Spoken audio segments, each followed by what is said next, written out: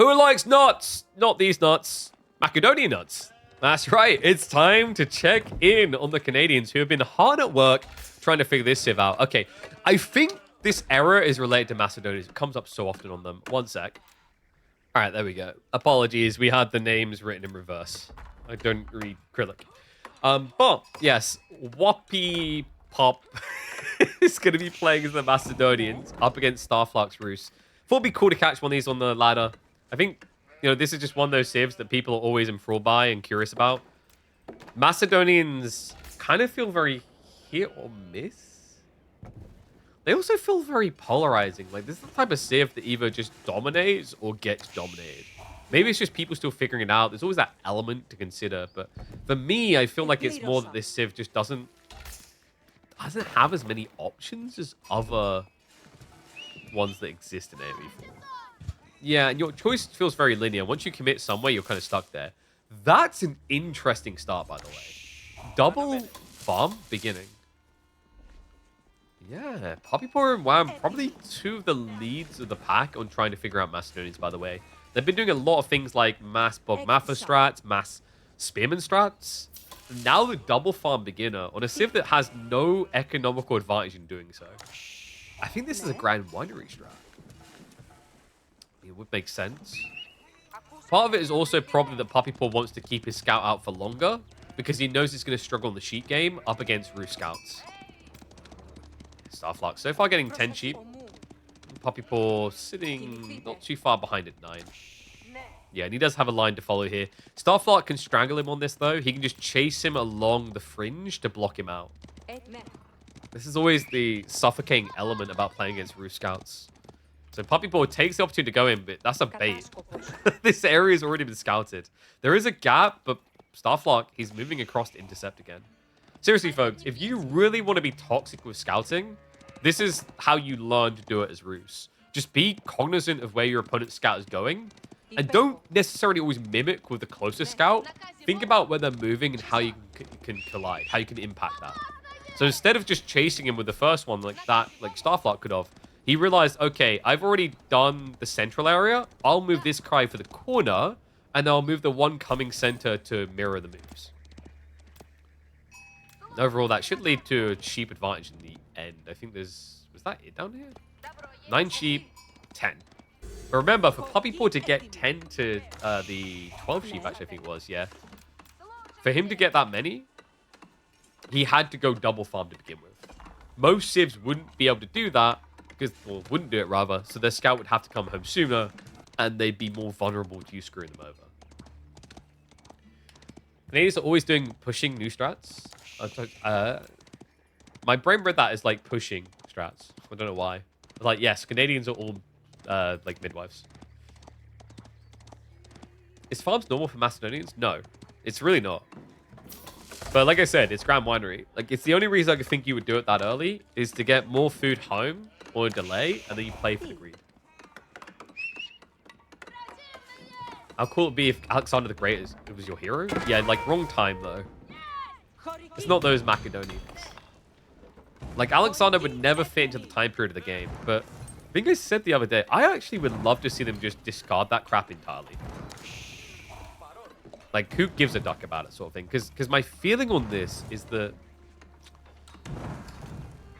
while some people will be nitpicky about the time immersion, I think it's totally worth it over that to just have this cool environment where you can have the most epic civilizations throughout all the ages represented on the battlefield. You know, obviously we don't go all the way up to modern times because it would be kind of unbelievable that the Roman legionaries are trying to take on a Spec Ops group. Rise of Nations has that for you anyway. But, you know, like going all the way back to the Roman era and then going all the way up to like the 16th, 18th century, I don't think that's like that absurd. I think any small feeling of absurdity will be discarded in favor of the epicness.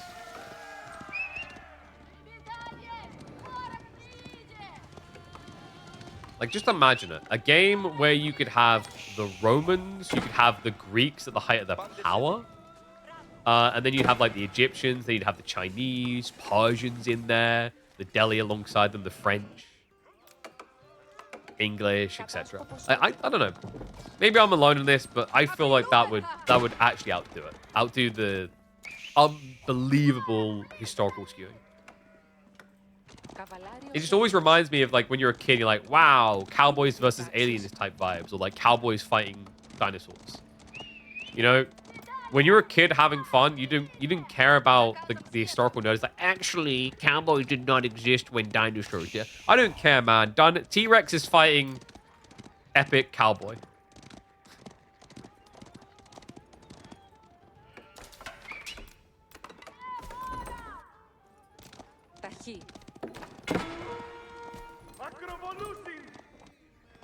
You know, like I didn't care about my immersion when I played Age of Empires 1 and spawned a little tricycle with a baby on it with a cannon.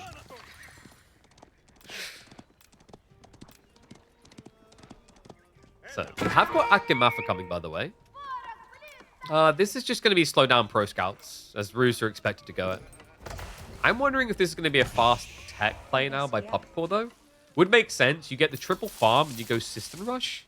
Because the cool thing about that strat, guys, is with the system of the first heal for the Macedonians, you get 160 resources if you decide to moisturize one of your drop-off buildings. If you moisturize a farm, it gives 160 food. Add in the fact your villager is already gathering 30% faster here, that's going to be another like 50, 60 resources, meaning in the first minute of Castle Age, you can generate close to 700 food off of 3 villagers. It's pretty bloody powerful when you think about it that way. Especially if it's a fast castle tech.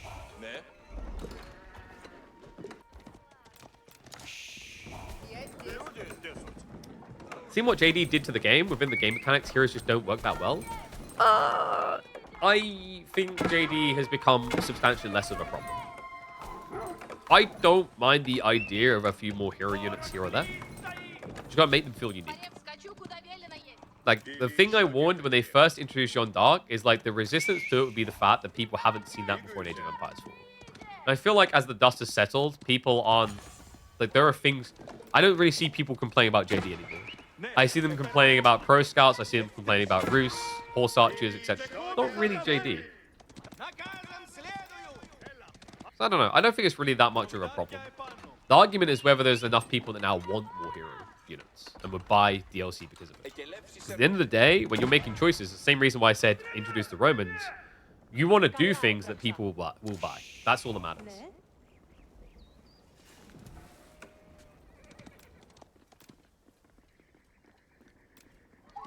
So Puppypaw almost ready for the tech up now. Akemafa are going to get intercepted. Knights plus Spearman coming. By the way, once Starflark's ready, he's got a really good hunting cabin placement here, or high trade house placement here, right? Gets a lot of gold off of that. If he's willing to take the forward step risk. Puppypaw has decided to go for sharpening stones. I guess he's worried about being dove. Can't think of any other reason you want to rush that when you're going for a castle rush. Because that's the +1 damage to range units. There you go. Moisturized build, folks. Assistant of the first hill on the way. No one complains about JD because no one picks it. Well, there you go. So it's not a problem, is it? You're making phantom problems.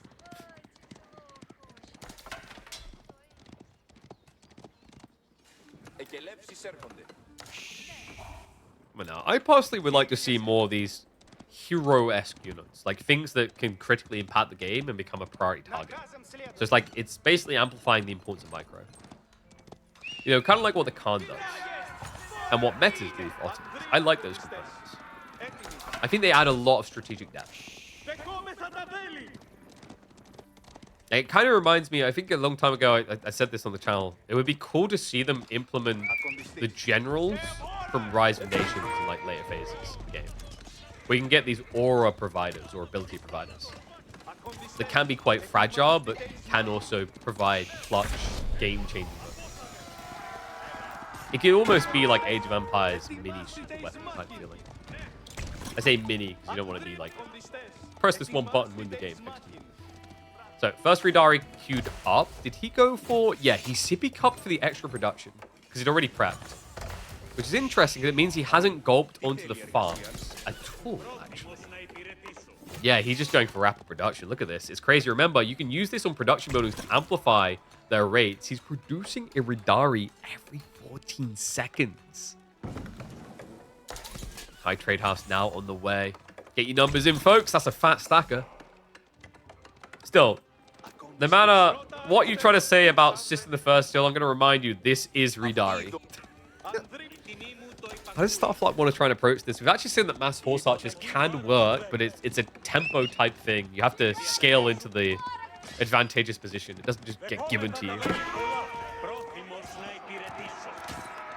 It's got the first Akima for engaging. A little bit ambitious to try and dive a wooden fortress, but it's really the only way you can go with the walls already up. Oh, jump straight in. Oh, he baits the spearman. Nice micro puppy paw. He's wasting a lot of the DPS of Starflock's melee. Akimafra are slowly getting whittled down by the wooden fortress, however. And Knight's now diving on the other side. Double kill for Starflock. Puppy paw, however, look at what he's doing, guys. He's going for relics. Remember, if he just keeps spamming Ridari and gets 3 relics home, that's going to give abundance in Silver Generation to get these tech upgrades. Did he sippy cup it? Nah, okay, this is a different build to the one I've seen then. Yeah, because I think it was Addo was doing it a while back when Macedonians first came out.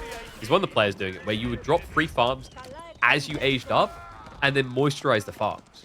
But this is pretty cool. Like, in those games, you usually go Hippodrome. If you go Grand Winery, it doesn't matter. Oh, what? You don't like Puppy Paw's Grand Winery placement? What was it Beastie usually calls this? Isn't it the Spanish Bros like base configuration? Because he says it with the Arden all the time. Well, hold on a sec. The Spanish Bros regularly win KP, man. Puppy Paw just won EGC finals. And Puppy Paw and Vortex were in the finals of that event. So maybe after all, this is what optimal Grand Winery placement really looks like. Because this is how champions place their buildings. Oh dear. Ridari hopping on in. There's already so many. Starflock has opted to go into crossbowman. Problem is he doesn't have a front line. Yes, Ridari just jump on them. Oh god. Has he got enough archeries? Not really. He's got 3 right now. He's already losing workers. A lot of idle time alongside it. Guys, this is such a toxic strat. You know how you guys are like, oh, the system sucks. Build Golden Horn Tower. Golden Horn Tower is for pussies. All right? Because you know what Golden Horn Tower says? Golden Horn Tower says, oh no, he's going to attack me. I need a defense. Well, you don't need a defense if you just spam so much heavy cav they can't reach you. And props to him, the moisturizing proved super effective on these. Oh, man. What a cool strat. Things have tempered a little bit because of the income. Now he's switching into the Bog Mafra. But already 2 relics home, 3rd one coming. Looks like it's going to be a 4th as well. Yeah, Starflock lost the relic game. High Trade House is at least going to provide in a different way. 165 gold, so 2 relics worth there. But the silver feels so much more valuable in this type of situation. Oh, it looks like he did originally cancel the damage increase. Going back for it now. So he's going to use Bog Muffo to clear spears plus crossbows, basically. The cool thing about the way he strategized this is he's got so many kills already. He must have 2 free runestone charges. So you can just camp on the edge of the base with better movement speed and range on his archers. Another funny detail, guys. For whatever reason, the runestone also still affects the cavalry. So if you want to move at the speed of light, you can do so by dropping runestone. A little bit surprised he didn't on the previous dive, actually. Yeah, would have just given him quicker and cleaner clear time on the crossbows. But hey, Canadian Commander-in-Chief, you do what you want, buddy. The world is your oyster. And he's already tapped the gold vein. And he's moisturizing too. So we have got gold income on this building, right? Is it gold or silver you get here? It's definitely gold. It just doesn't show on the UI, weirdly enough. Will come through. Looks like he actually did somehow get that 2nd relic. Well played. Axe Throw's coming out a little bit too late there. Puppy will just waste Ridari.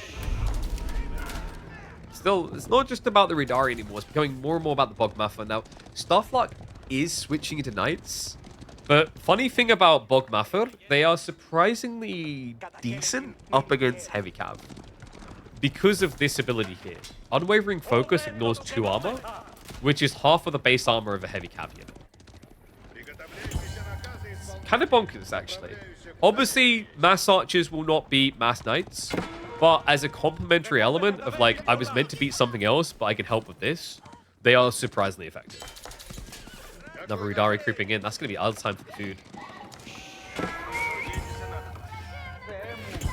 Now, Starflock has been doing a bit of chip damage at the same time, so, like, worker count is even Stevens, which I've got to give it to Starflock. You actually need to give him credit for that. Considering how aggressive those Ridari dives are, I'm shocked he didn't lose more. This fight could make him lose everything. Runestone gets dropped. Oh, no. He commits with the Spearman, but it takes so long just to kill one Heavy Cav. And the Ridari chase away the crossbows. Spears get mopped up. Ridari Rue Supreme. With double the military value now. Also has this on the way. Ruinous Blinding. It's the final cherry on top for these archers. Remember, it decreases the attack damage of units they strike. So if you just scatter shots onto the crossbows, they're now going to be less effective at countering out everything. It's also another element that makes Bogmaffer really good against Knight. Because it's a base damage unit that you're reducing by 20% attack. Archers now go for that backline. Ridari just bogging down the main. Blocking out any gathering. He did also go for the Romfire, right? No, he's just been getting melee cav levels, actually. I thought I saw it. So he's still got a DPS increase on his cav, guys. The Romfire is a backbreaker, man. It's 1,000 silver, but it's 3 tech levels of melee damage. And it's now on the way. With the +2 already. So he's going to be striking for 31 damage on his Knights. Isn't that... I think that's the exact number you get if you're Imperial. And he's getting it on a Castle Age Knight. Yeah, these boys are nutty. What's Starflock got going for him? I mean, you've got the Saint's Blessing. You could even think about investing more into that to get buffed up. The problem here is, like, you can't really build Spearman into this many Bogmaffer.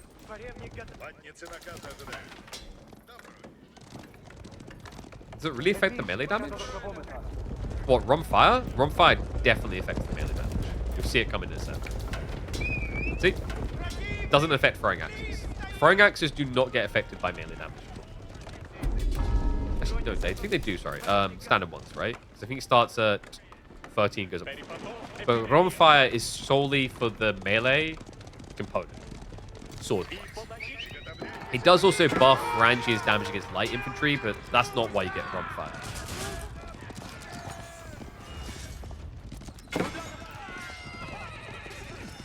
It says +2. That's because Rumfire increases your base damage.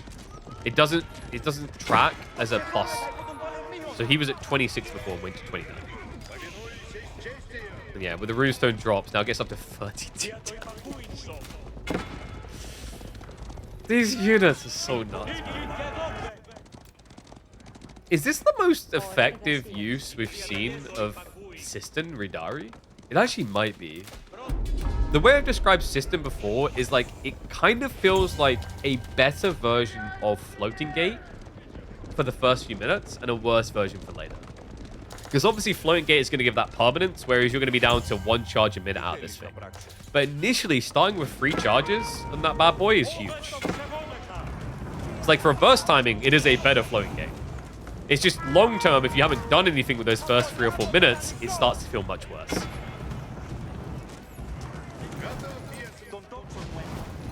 Wait, what? What? That's a gap? Alright, well, we burnt the wall anyway. Into the base we go. Starflock. Could end up being his last defense. Bogmaffer now doing 10 damage. Yeah, he went for the triple upgrade. Now going back for the armor and health. Secret Sights also could now easily be locked in because Starflock's going to have to keep everything at home to defend. Ridari jump on that eagerly. It's just so tanky. This is over. The paw is the law. And it's Dane's law over here. Ridari plus Bogmaffer. I think they've actually dethroned Japan at this comp. Like, it's weird. Bogmaffer are expensive, but if you can scale like this, man, compared to just having Yumi, Matt, and Samurai, these guys are bonkers. The Ridari wave has at least been cleared. He's hammering a few more workers for this defense, and this is only wave number 1. There's a second one coming with 8 more Ridari. I think maybe Puppy Paw just kind of temper yourself here. That dive was overly aggressive. Similar farm count, but remember, Starflark, it's hard for him to compete with this. The Grand Winery is giving 30% more food gathering. Just the army quality. When you get a prolonged age like this, it starts to feel like it's, you know, Castle Plus or Feudal Plus or Imperial Plus. Imperial Plus we never really see because it costs so much, but this is the impact it has from having double the blacksmith tax per age. This is how Macedonians can look good. Like, if this game drags too long and we start talking about Imperial Age, that's when Starflark has a comeback.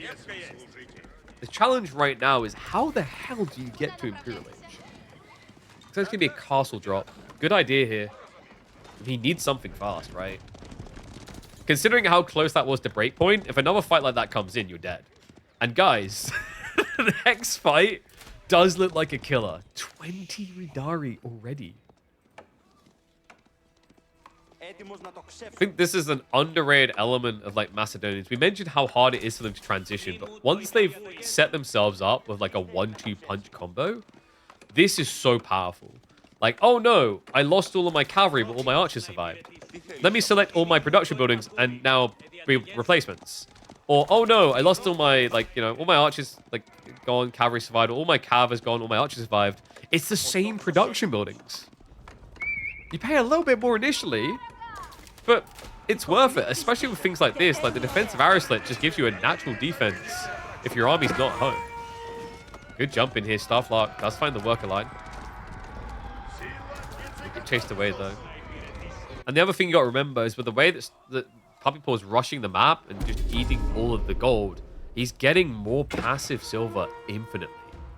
Yeah, 196 over here. He's got, what, 182 here. Then he's got passive 240. Like, this is pretty crazy. Look at the silver income. With active gathering, he's over 700 silver a minute. Which means he can actually start to afford the tier 4 techs, which are 2,000 resources.